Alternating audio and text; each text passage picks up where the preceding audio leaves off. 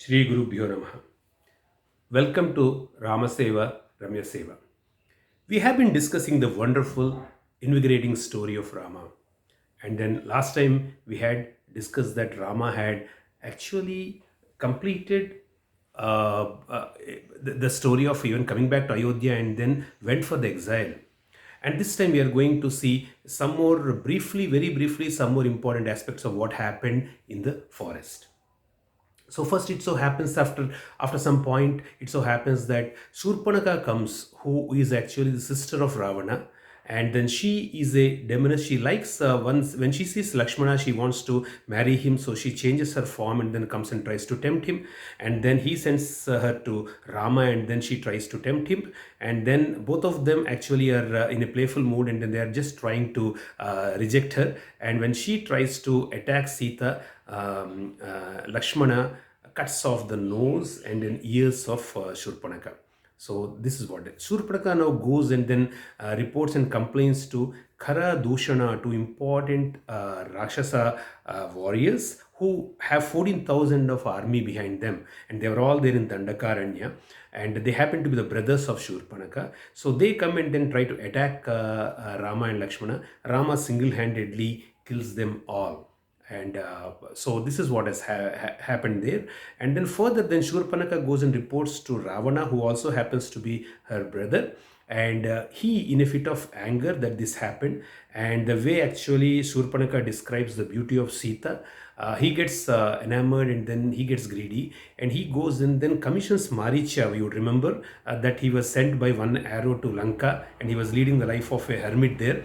And then Ravana goes and threatens him and then asks him to use his magic and then to become a golden deer, and then he becomes a golden deer, and then with that, in that kind of Mayajal between Maricha and then Ravana. Maricha is killed by Rama, but Ravana abducts Sita. So this is the story that happens, which we all know. What is the symbolism? Last time we said that in the life of service now, a point comes where we have to apply ourselves to the greater good. And then take that selflessness and then sense of service orientation to all the roles that we do in our life. Now, as we go by, something very interesting happens. One of the obstacles that always troubles us in this path as we go and then trying to be more dedicated and service oriented and give our best is desire. Desire for consumerism, desire for a temptation that comes up for falling for everything here and there, and that is Shurpanaka. And how that has to be removed is been shown by Lakshmana, that we have to cut out the ears and nose, which means that we have to make it ugly so that it doesn't remain a temptation for us. We have to remember this. And so we have to cut out the frills of all the consumerism and temptations that we get into and then see for what it is. Right? And then we move on, and then something that the next obstacle that can come, where the dissatisfied desire always goes and then complains to Karadushana. Karadushana, Kara means a donkey, which means someone who carries the load of a donkey, or someone who thinks that they are the doers of everything, and arrogance. And Dushana is someone who blames the others, thinking that they are doing it. So one is like taking pride in I am doing, the other is blaming others. So pride and blame are represented by Karadushana. These are the next two obstacles that come up when we are trying to get more application oriented and service oriented in whatever we are doing. And we have to kill it, is what Rama says. The goodness in us can kill it, and then with one shot, and then we are rid of those things.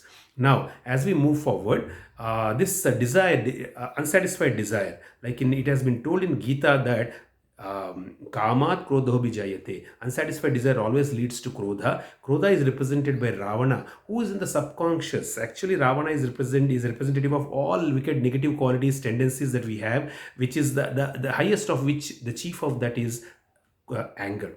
And that is that is a tendency that is very, very subtle in our subconscious mind. So Lanka is represented by subconscious, and he rules over Lanka. So she goes and reports to him, and then he, through his Mayajal and then through his wickedness, tries to abduct wisdom from us, which means that he tries to create an illusion and then make us respond and react to him to situations and become angry, etc., and we lose our wisdom in situations. So that is what has happened, and here starts the next wave of COVID, is what I say, because in Ramayana, Ravan abducting Sita is like a next wave of pandemic that is starting, which is going to consume the whole world, and then Rama now has to go and then get back the wisdom. Till he got the wisdom in during the marriage, it was beautiful. COVID came down. A second wave of COVID would start, which now is symbolized by Ravana abducting Sita, and let us see how this is going to be taken up in future. So before the next episode is going to cover the next steps,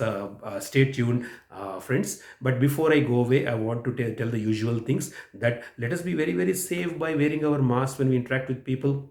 Let us sanitize ourselves. Let us maintain the social distance. Let us be positive minded and not spread negativity. And let us create a few more people who will be positive carriers like us, not the carriers of COVID, carriers of positivity in the society, so that something good is happening. Take care.